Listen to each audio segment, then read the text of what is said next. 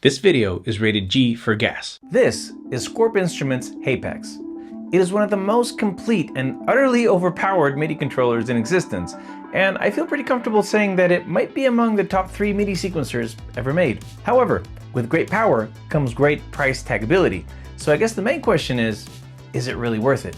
Well, I've been using it for the past 6 months or so, and in this video, I want to share my long-term experience and tell you what stands out to me as some of its greatest strengths and weaknesses beyond the spec sheet from a real user's perspective. Before we start, please know that Scorp Instruments send me a Hapax at no cost, but they're not paying me and they have no say in the contents of this video.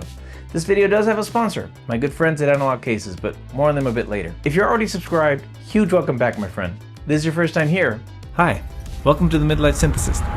Let's get started. If you're not too familiar with the Hapax and its capabilities, let me give you a brief overview. The Hapax is a MIDI sequencer that offers 16 tracks with 16 patterns each, which you can program using its 128 button grid, 9 rotary push encoders, dual screens, and a slew of labeled dedicated buttons that have a few shift functions here and there as well. On the back of the device, you have one 5-pin MIDI in as well as one TRS MIDI in, 3 5-pin MIDI outs, one TRS out, 1 pair of CV gate ins, and 4 pairs of CV gate outs, as well as a USB host and USB device input. All of that makes the Hapax capable of receiving up to 16 channels of MIDI through each of its inputs for a total of 64 MIDI in channels, plus CV gate in. And it can also send out up to 16 channels of MIDI through each of its outputs, allowing for 96 MIDI out channels plus 4 pairs of CV gate outputs. That effectively makes the Hapax into a massive MIDI connection hub without even getting into the sequencing yet. Speaking of sequencing, one of the first things that I think of when I tackle something this complex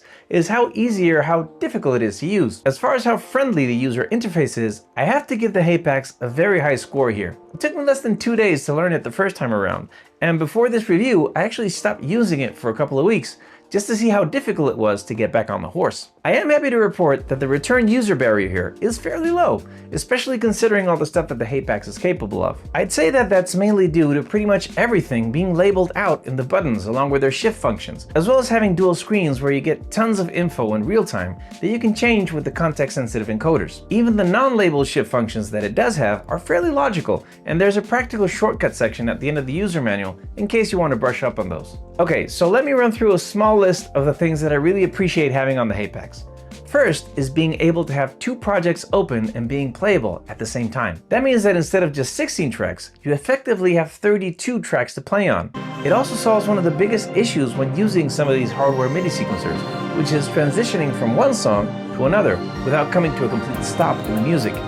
Here, you can open and close projects freely without interrupting playback.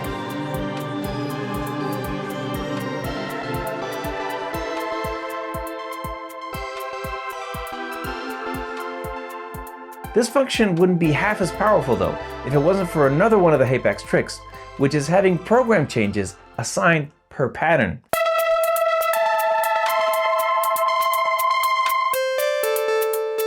That means that if you have synths that can change presets quickly, like the peak or the subsequent 37, you can have different presets set to different patterns and across different projects, which is a great feature for people who do long-form live sets and don't want to break the flow searching or setting up presets. Another feature that live players will probably appreciate is the multiple follow modes for each pattern.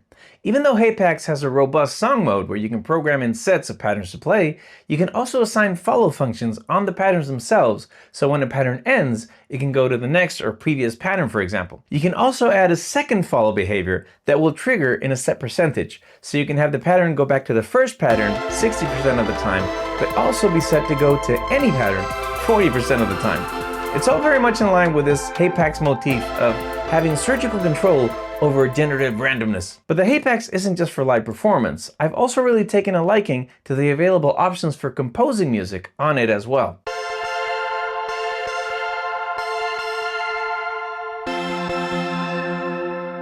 The chord mode with the modifiers is simply a joy to use.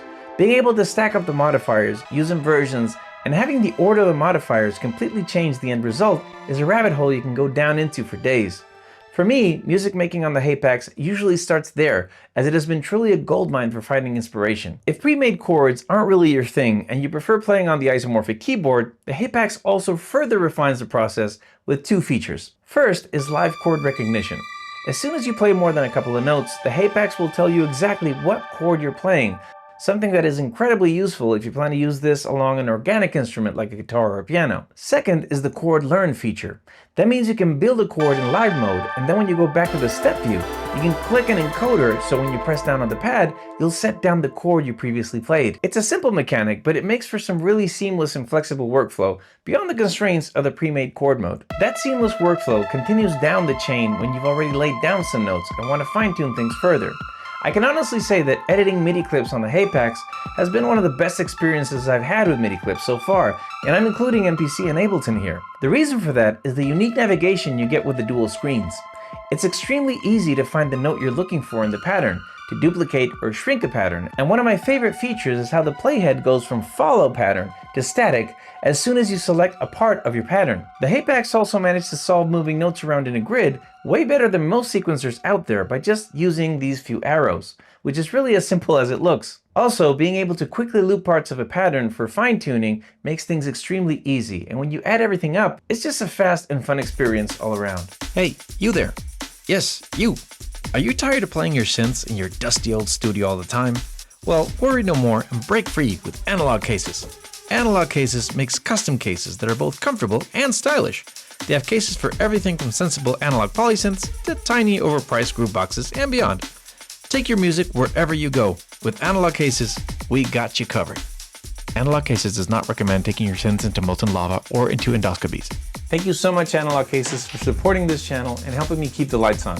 Now, back to the video. Before I move on to talk about the MIDI effects, I just want to give a huge shout out to the Hapax community. See, the Hapax supports instrument definitions, which are text files that come with all MIDI CCs of external instruments already mapped out on the Hapax for you. If you load one of these up into your Hapax, all the parameters of that synth are going to be preloaded and pre-mapped already, and you don't have to start looking at a MIDI CC list to find what CC goes to what parameter. And it's the people in the Hapax community that have made that possible by making these files and uploading them up to the Scorp Instruments forum. Right now, there is a huge library of available instrument definitions that is growing every day, and I think that that's absolutely amazing. Instrument definitions are especially great if you want to make good use of the Hapax MIDI automation lanes, which allow you to automate 64 parameters, and each pattern can have different automation events.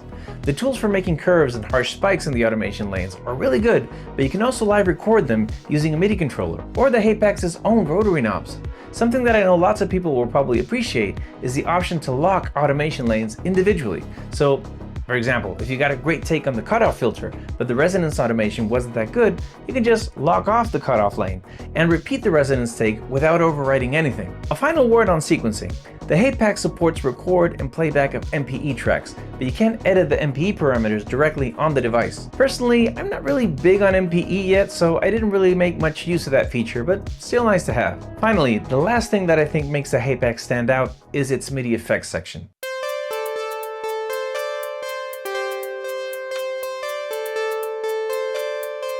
The first effect is the matrix, which is always present and can't be deleted. In here, you can route things like LFOs to different parameters to further customize and tweak the effects down the chain.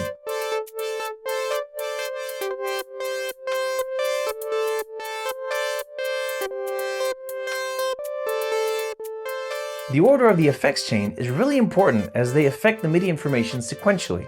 Thankfully, you can freely move them around to try out different combos and orders for wildly different outcomes.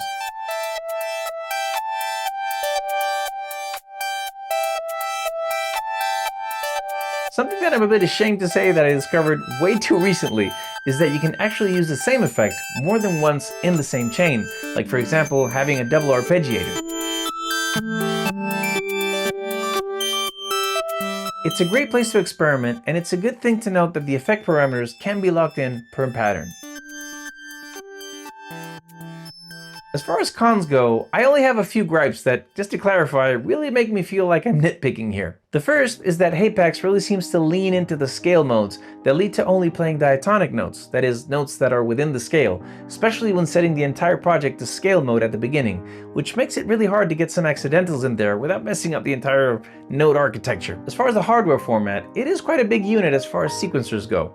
It's not heavy at all, but the bulk does take up quite a lot of space in a backpack, so it's not the first thing that I think of if I want to make a portable setup. In that same vein, I guess it would be cool to have an internal battery, but considering that it was made to be used alongside a bunch of non-battery powered hardware instruments, having a battery here really isn't something that it needs. Also, even though you can play two projects at the same time, they can't be at different tempos, and it would be pretty interesting to have some way or some sort of DJ mixing MIDI effects that would allow you to transition from one project to another even when having different tempos. The Hapax is a massive MIDI playground, and to cover every single feature it has would take more than a couple of videos, so I'll end it with this.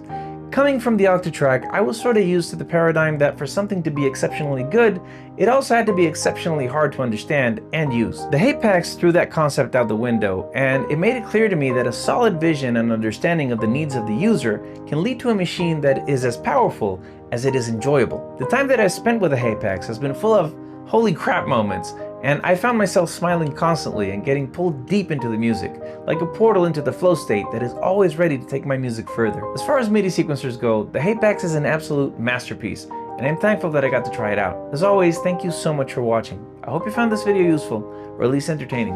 Have a great week. See you next time.